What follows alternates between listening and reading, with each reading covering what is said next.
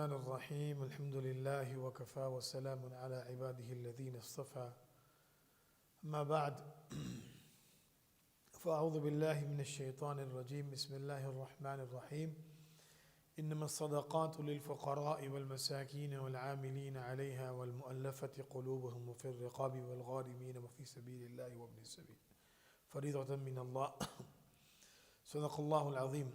Inshallah, today we are going to the part 3 for our Zakah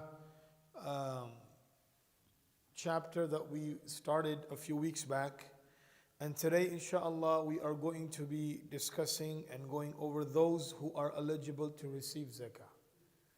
So these are the recipients who you are allowed to give Zakat to. And these are called Masarif. Masraf, it's a place where you spend. Masarif are those areas where you spend the money of Zakah. Now, the eligibility of criteria starts from individuals.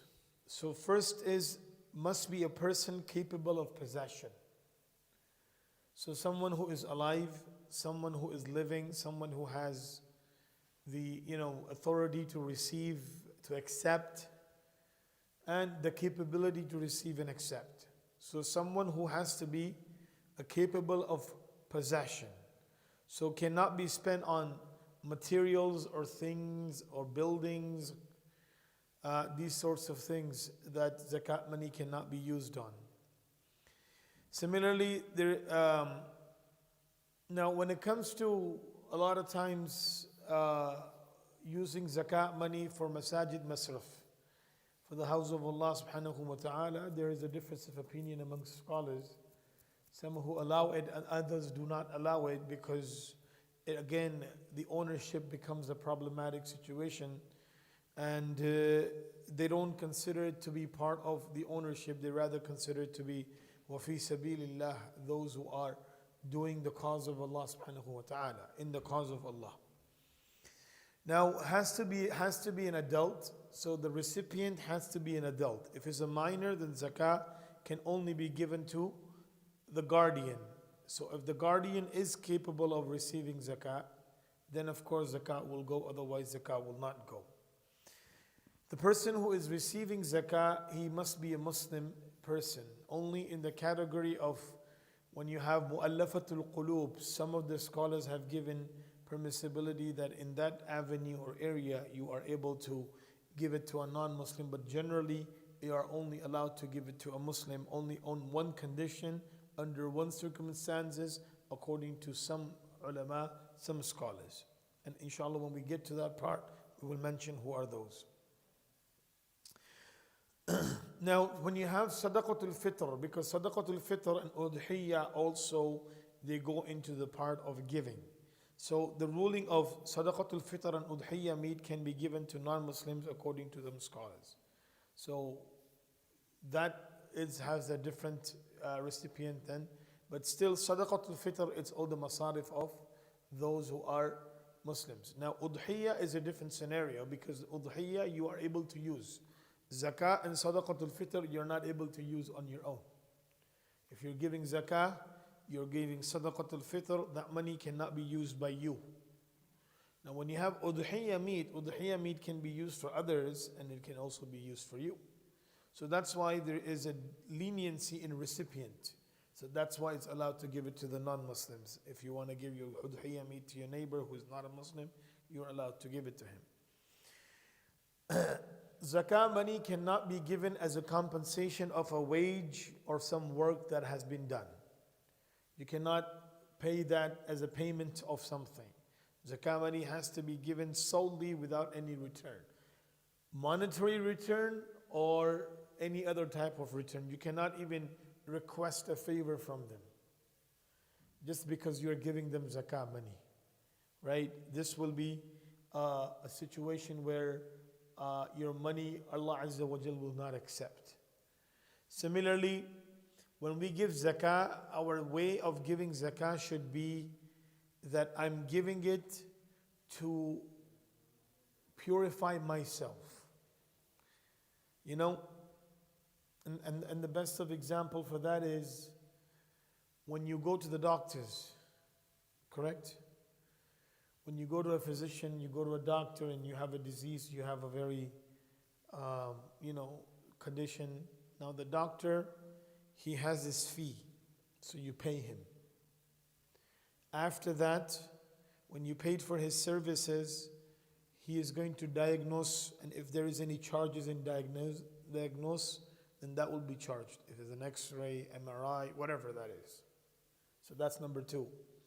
Number 3 is he gives you that this is your disease and that's your remedy or your prescription. And to get that prescription, you still have to pay. And having all of that being said, you are still thankful, respectful, honoring, and loving towards this physician. Why? Because he helped you getting your physical problem solved. When you're giving zakat to someone, they are helping you solving your spiritual problem. When you give zakat to someone, they are helping you to solve your spiritual problem. And that is what? That is the love of wealth. Hubbul mal. Hubbul mal is a disease that is found in every individual. No one can say that I am exempt from the love of wealth. Even the Sahaba and the Prophets alayhimus salatu wassalam. Sulaiman alayhi salatu wassalam. Inni ahbabtu hubbal khayr an dhikri rabbi hatta tawarat bil hijab. That, oh Allah, I was involved in the love of this dunya which got me away from your obedience. So even the Prophets were not exempt, but they had a harder will to execute and to go against the love of wealth. So when you are giving money to the poor, you're actually doing an exercise to remove the love of dunya from your heart so you can get closer to Allah subhanahu wa ta'ala. When you want to get closer to Allah Azza wa Jal, the obstacle that is making you stop getting closer to Allah is the love of things that you own. Because one heart cannot have two muhabba. You cannot have the love of dunya and then love of Allah in your heart. They are right opposite of each other. Either you can have one and not have the other one. So now to get rid of that disease, you need to separate something that you love most, and that's money. You love that the most. Person, Allah Azza wa Jal says, إِنَّهُ لِحُبِّ الْخَيْرِ لَشَدِيدٌ. That a person, insan, إِنَّ الْإِنسَانَ لِرَبِّهِ لَكَنُودٌ وَإِنَّهُ عَلَى ذَلِكَ لَشَهِيدٌ وَإِنَّهُ لِحُبِّ الْخَيْرِ لَشَدِيدٌ. Allah says, the love of dunya in the heart of an insan, it's a lot, it's in abundance. Shadid, it's very aggressive, very strengthful. So now to get that out, you need to give money. You need to separate the thing that you love the most from you so you can take the love of that out. Right? So now when it comes to the matter of zakah, you're actually being favored, you're actually being thankful of the poor that they are becoming the means of your spiritual disease being solved. Otherwise you will live with that disease for no matter how much long. So every opportunity of giving, it's actually a remedy for your disease that is inside the heart, which is causing all the problem. As the Prophet ﷺ said, حُبُّ الدُّنْيَا رَأْسُ كُلِّ خَطِئَةٍ. The love of the world, it's the pinnacle of all diseases and all problems. So that's what the concept should be when we are giving zakat. So it cannot be given in a compensation in anything. Zakat has to be given purely for the sake of Allah subhanahu wa ta'ala. Now, eligibility and criteria. Zakat may not be given to father, grandfather, mother, grandmother, son, grandson, daughters, and granddaughters. So usul and furu'. Those who have come from you and those who you have come from. You cannot give them zakat. Zakat can be given to brothers, sisters, nephew, nieces, uncles, aunt, step-grandfather, step-grandmother, father-in-law, mother-in-law, cousins, etc. All of these people are eligible to receive zakah from you. if you are giving zakat to these people, condition that they are eligible to receive only. And part of the eligibility, let's say if they are relative to you, very close. Let's say if it's your brother who lives with you, then you cannot give him zakah. You can only give it to that brother who does not live with you in the same house. Otherwise, zakat will be returned back into your house and it will not be accepted. A child of a wealthy father cannot be given zakah. Why? Because he is responsible for the recipient. When such a child becomes mature in age and does not own wealth equivalent to the value of the nisab, he may then be given zakah. So let's say if a father is not helping his son out and the son is in need of money and he is zakat eligible and he is mature and he does not live with his father anymore, so you are allowed to give him zakah. Okay? When giving zakah or sadaqah charity, one's poor and needy relatives should be given priority and preference as they are double rewarded. So it's better to find your relatives and give them zakat rather than giving to someone who is not related to you. Why? Because it is a greater responsibility. Everyone that is related to you, they have a greater responsibility. You have a greater responsibility over them to make sure that they stay healthy and wealthy, or they're able to move there. So whenever there is a giving, you should give them preference over anyone else. All right, now the categories of zakah. Zakah is number one, al-fuqara. Those who are poor, faqir. Who is a faqir? Faqir is the person who does not possess zakatable goods equivalent to the nisab. He doesn't have anything that is equivalent to the nisab, nor any non-zakatable goods beyond one's basic necessity equivalent to the nisab. So faqir is the one who has basic necessities but doesn't have enough that will make him non-recipient of zakat. Okay? Even though he may be healthy and in earning. A lot of times he says, oh, he can go and earn, why do I have to give him zakat? No, because everyone is earning, but the rizq, Allah Azza wa Jal has kept a balance. Right? Every poor person that goes through starvation, every rich person will be asked on the Day of Judgment, who has not given zakah, and why did you not give your zakah? So this poor person can have food to eat. Okay? So that's what the balance Allah has created. Some are poor and some are needy. Allah Azza wa Jalla says, نَحْنُ قَسَمْنَا بَيْنَهُمْ مَعِيشَتَهُم. We have distributed their livelihood into this world. So that's how it happens. It's not because he's lazy, he's not able to earn, or he's not, no. It's just the taqseem of Allah subhanahu wa ta'ala. For some Allah has given more, for some Allah Azza wa Jal has given them less. So that the more ones, they can help those who have less. Not to be having pride and then worrying about if I give them, then he will have more than me, or he will have equivalent than me, then that will not be permissible. Number two, miskin, masakin. Who are these? These are a person who does, this is a person who doesn't have anything. He doesn't even have basic necessities of life. Doesn't have food, shelter. He doesn't even have a place to live. These are called miskin. So fuqara are the one who has daily necessities but doesn't have wealth equivalent to nisab, and miskin are the one who don't have anything. Both of them are recipient of and eligible of zakat. وَالْعَامِلِينَ عَلَيْهَا. Number three, those who are appointed by an Islamic government to collect zakah from people. These are called عَامِلِينَ عَلَيْهَا. So this is the only category wherein one is paid zakat as a wages. So those people who have been hired to go and collect zakah. Now, according to some scholars, this category can only be used at the time when you have an Islamic government who is collecting zakah, not individual organizations. So some of the scholars say that, let's say you have an organization and that organization takes money of people and they actually spend on individuals. Okay? Now, of course, this organization has their overheads, right? They have their over expenses. They have to pay for arranging the trucks, the deliveries, the individuals, hiring people, sending people, making all of that work. So that money needs to be generated from somewhere. Because the person who is giving zakah, he's only giving zakah.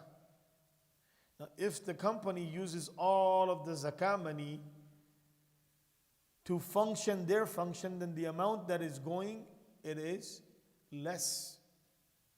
So now there is a percentage that they decide. Okay, zakatable, and then this is non-zakatable. So this is now actually, if these organizations are allowed to do that and take money of zakat and use it as their overhead expenses, there is a difference of opinion amongst the scholars. Some of the scholars say that amilina alayha can only be in those countries where there is an hakim, a governor or a president of that country, and the country has been named as Islamic country, and that person appoints people to go and collect zakat. Then the money of zakat can be used in service for those people who are actually going and collecting. But if there is an individual organizations, then some of the scholars say it is still permissible due to using zakah in the right places. And others say no, it is only confined to that. Wallahu a'lamu bis-sawab. Number 4. Now, وَالْمُؤَلَّفَةِ قُلُوبُهُمْ. This is whose hearts need to be reconciled with the deen of Allah subhanahu wa ta'ala. مُؤَلَّفَةُ الْقُلُوبِ. According to Imam Shafi'i and Imam Ahmed ibn Hanbal rahimahumullah, these are the two types of categories. Mu'allafatul qulub are of two types. Number 1, who are weak in faith. They're Muslims, but they're weak in faith. And there is a possibility that their poverty would actually go and take them away from deen. So you help them, you assist them financially so they stay in the religion and it becomes easy. This is why Nabi alayhi salatu wasalam said, كَادَ الْفَقْرُ أَن يَكُونَ كُفْرًا. That many times the poverty is so severe that it sometimes forces a person to leave his religion. Sometimes it forces, because your situations are such, you have your own livelihood, you have your family with you, and you are in such crises. And at that time there is no one to help you. The only survival mode is you denounce your faith and save you and your family. Your poverty is so severe. So a lot of times the religion becomes a very thing. So assisting those who are weak in faith so that they can maintain themselves and stay in faith. The second are the non-Muslims who are to persuade them to Islam. Protection from their conspiracies. So you are spending to advocate the general people who don't know about Islam so that they can come closer to the religion of Islam. And sometimes that money can be used to, produce material that can be helpful to those individuals. So all sorts of different things. So this is according to Imam Shafi'i, Imam Ahmad al-Hanbal, this type of usage for zakah is permissible. According to Imam Abu Hanifa, so according to Imam Ahmad ibn Hanbal and Imam Shafi'i, the people don't even have to be faqir. So if you are spending on a cause to help them, to stay them on faith, and if they're not even that poor, you're allowed to do that as long as they stay in the faith. According to Imam Abu Hanifa and Imam Malik rahimahullah, that non-Muslims were never given zakat. Right? And these are the two great imams that were closer to the times of Sahaba. And they choose their experience. One is the Imam of Ahl al-Madinah, Malik ibn Anas rahimahullah, and the other of Imam Iraq, which is Abu Hanifa, Nu'man ibn Thabit rahimahullah. So both of them say that in our life we never seen zakat money given to non-Muslims. Zakat was used for Muslims, so that's the way it should be. Otherwise, other type of sadaqat you can give it to non-Muslims, but this is synonymous to Muslims to help them, to assist them. Only those who had accepted Islam and needed strength within Islam were given zakat, were given from zakat. And they must be faqir, they must be poor to recipient of zakat. According to some, this category does not exist anymore due to the strength of Islam. Mu'allafatul Qulub, some of them say this category does not exist. So these are the only 7 categories. This does not exist, whereas the other fuqaha say that this does exist. Number 5 is raqabah, which is freeing slave. And that is again synonymous to those times. These are those types of slaves that have made an agreement with their master that they will pay X amount of ransom to get themselves freed. And these are called mukatab in the terminology of fiqh. And if these people are, doing so, you're allowed to give them zakah, help them so they become, the slaves becomes free. But we don't have slavery anymore, so that is no longer existing. Al-Gharimin, the debtors. Those who, when their debts are deducted, they no longer possess the nisab. So they are immersed in debt, such a debt which was necessity, and that's becoming difficult for them. So they only have their regular livelihood, but they're not able to have money to pay whatever they have loaned off, and that debt has become very severe, and they need the money immediately. So at that time you can help them with zakat. The debt were not taken for unlawful purposes. That's the condition. That if the debt was not taken for unlawful purposes, then you can help to take it off.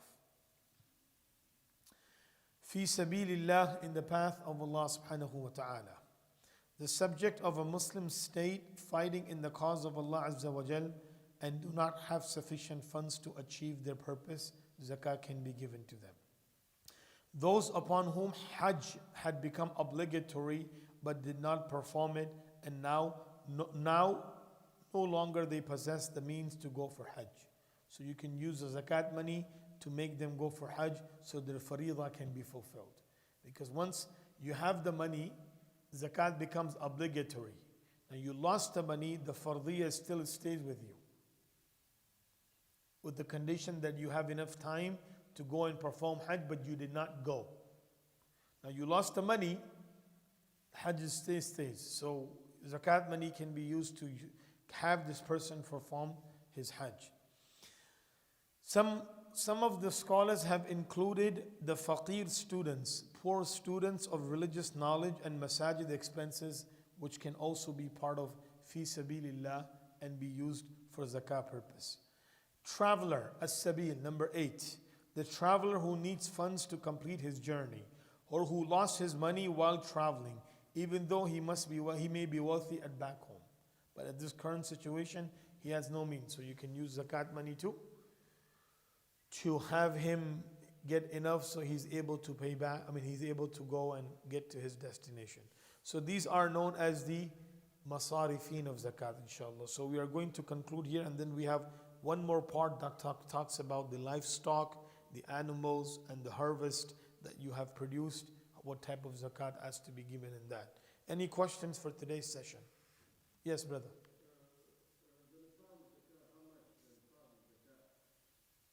So zakat nisab is based on the grams, 52.5 tola, which is about 92 grams of silver. Whatever the amount of money equivalent to that is, that's the nisab of zakah. So I would say about, somewhere between $700-800 if you have extra, then more than your necessities. $700-800 extra. If you have $700 remaining in your bank or more, then zakat becomes obligatory upon you. And that money is more than your necessities. It's not that you have to do payments of something or help someone out. This is an extra savings sitting which has no obligations attached. You're welcome. Yes, brother. 401k, you have to, since it's your money, there is 2 ways of giving 401k. Either you give it when you receive it, all the years that you have the 401k. The second is every year you count the money, you minus the penalty, you minus the taxes, and whatever the remaining is, you pay zakat on that. So let's say you have $30,000 in your 401k. After taxes and penalty, it remains to $15,000. you will give zakat on 15,000.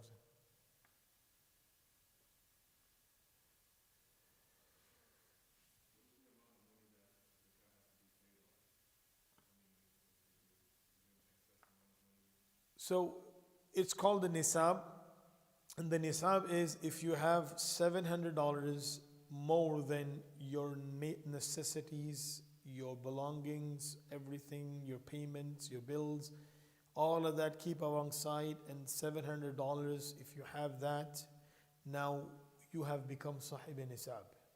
From there onwards, if this money continues to be with you, or decreases or increases, for the next year at that same time, now whatever amount of money you have, now zakat becomes obligatory upon you, because the condition is that first time the money needs to be with you for at least a year. So let's say January of 2021, you start having to have savings, and that savings were $700. Now in February 2021, those became $1,400, right? And then you start going, and then in August of 2021, they went down to $100, right? And then December 31st, that money went up to $5,000. So you will pay zakat on $5,000.